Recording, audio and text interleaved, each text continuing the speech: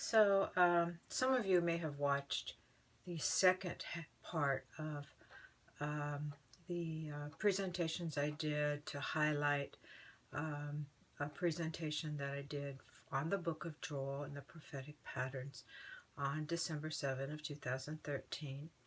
And in that second part of the presentation, I shared about reaping what you sow and really what the Bible means about that. So some of this will be review, but it has a little different twist because what I'm really presenting right now is going to be about the shaking and understanding that, and it helps us to understand this as we study prophecy and see what's going on now. So I'm going to remind us that I talked about reaping what you sow, what that means when it comes to understanding the locust in the book and the other insects in the book of Joel, and Matthew 13, where it's talking about the plants that growing, the progression of what happens as plants grow, and what we see as the final fruit with the harvest.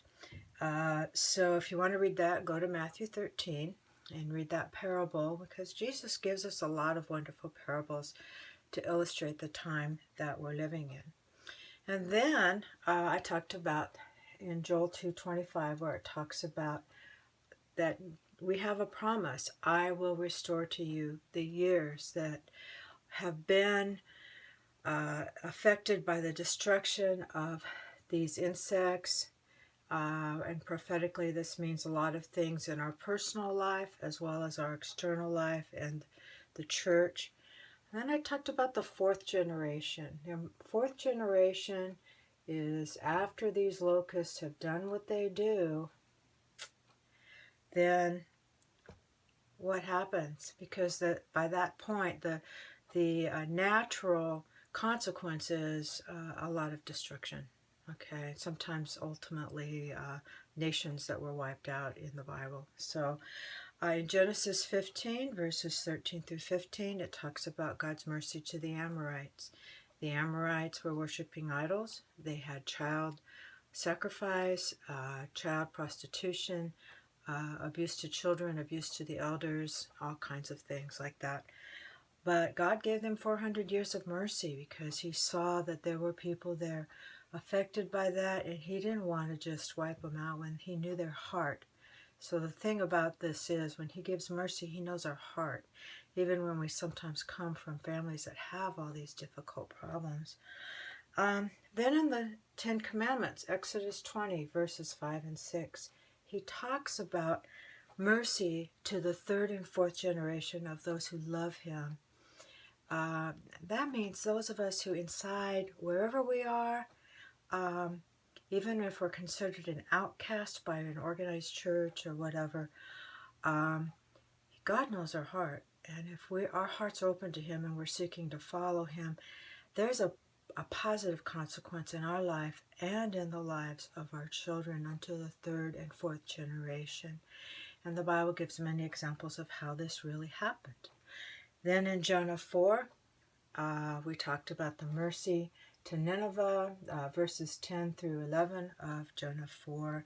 That's where they go back to studying. And then we talked about the book of Hebrews, where it talks about Jesus coming back without sin. Not to deal with sin, sin's been dealt with, but instead to bring us home to him, which is what we're looking for. And because of that, there is a shaking, and we need to talk about that because that's what's going on right now. So I'm going to shut this off, then I'm going to come back and present some truths about that. So as we talk about what the Bible calls the shaking, I want to highlight earlier studies that I did on days and years in the book of Joel. And in that series, I brought us back to the very beginning of the fourth day of creation, and what days and years and seasons and times meant, and how the people in the Bible were tribal people, people in small tribes, family groups, and small nations. And they understood about the land and watching the seasons and everything that happened with that. So they had a relationship to the land and understanding how God worked through that. So when they used words in the Bible, it comes from that understanding, because a lot of them were farmers. So with that, in looking at the book, at the word shaking, I want to remind us that we are looking at applying this to the book of Joel, and also to what happens with the insects in the book of Joel. And so that is in Joel 1:4 and Joel 2:25. So first I want to go to Leviticus 26. And this is the first place in the Bible that I find any word having to do with shaked, shake, shaking, shaken, all of that. So I did a word study on this. So the very first place in the Bible is found in Leviticus 26. And I'm reading verse 36.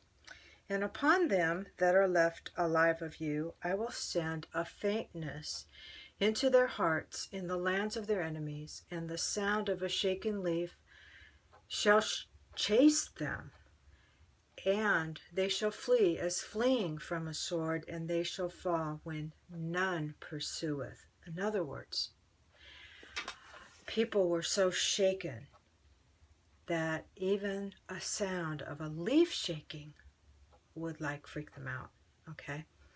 And they would flee when no one was pursuing. So in our common way of understanding things, we would call this PTSD, okay? But when you read the book of Leviticus, the chapter Leviticus chapter 26, this is the end result of the 4 times, which were a natural consequence, as well as a few other things in the Bible, having to do with the number 4 and the number 7 and the 25:20. And it was God telling people, if you do these things, there's going to be a natural result. And this is the end result. And the end result was that they were taken captive to Babylon. And then later on, there was the destruction of Jerusalem in AD 70. So we're looking at the shaking, and the very first word in the Bible having to do with the shaking is found in Leviticus 26. And it reminds us of the 7 times. So then I'm going to go from there to the second place in the Bible where this is found, and it's in Judges chapter 16, verse 30. And Delilah, who had spent the night with Samson, said to Samson in the morning, "The Philistines be upon you, Samson." And he awoke out of his sleep. And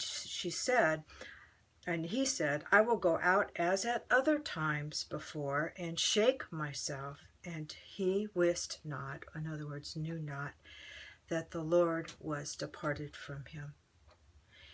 He was a judge anointed by God, and he was following the ways of the nations around him with idol worship. And his involvement with Delilah was more than just involvement with a woman. It was involvement with all the people in that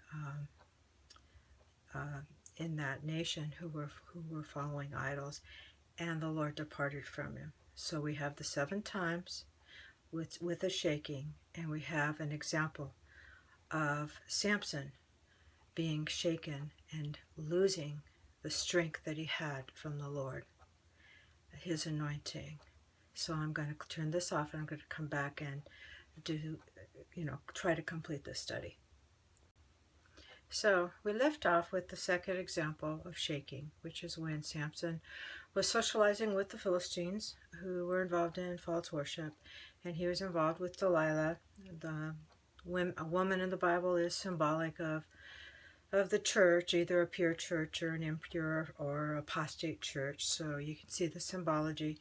So he was doing this, and then he woke up after spending the night with her, and the power and anointing of the Lord had left him. The Philistines, of course, history and the Bible talk about how they captured him and what happened after that. Okay, so the third example of shaking in the Bible is found in 1 Kings chapter 14 And I am reading from verse 15. For the Lord shall smite Israel as a reed is shaken in the water, and he shall root up Israel out of this good land which he gave to their fathers, and shall scatter them beyond the river, because they have made their groves provoking the Lord to anger. The groves were where they had idol worship and prostitution and a number of different things that went on. Okay, so the third example is about the shaking to God's people who are involved in idol worship, false worship, and they're reaping the results of God's allowing them to be rooted up, to be scattered. And once again, even though this is the third example, it brings us back to Leviticus 26, verse 36, where we had the first example. So already with three examples, the first three examples that we find in the Bible of the use of this word, we find that it's connected to the 2520, the 7 times, PTSD at the end result. We find that it's pointing out that a people, whether it's an individual or a group of people who are anointed by God, are involved in false worship, and the Lord departs from them. And then we find that the Lord smites them, leaves them shaken and rooted up, and scatters them. And that brings us back to Leviticus 26, where it talks about the scattering and the 7 times, and it happens 4 times in the book of Leviticus 26. And that's how it brings us back to the 2520, and that's something that would be good for you to study out. So I want to highlight again that this brings us to studying and looking in a different way at these 4 insects in the book of Joel, and how they're talking about a destruction in our personal life as well as in worship, organized worship as well as personal worship. And it's calling us to do the solemn assembly prayer, and God promises, I will restore. And the shaking is about everything going up to this and what happens. That's why we study these lines of prophecy, and we study the Bible and all of that.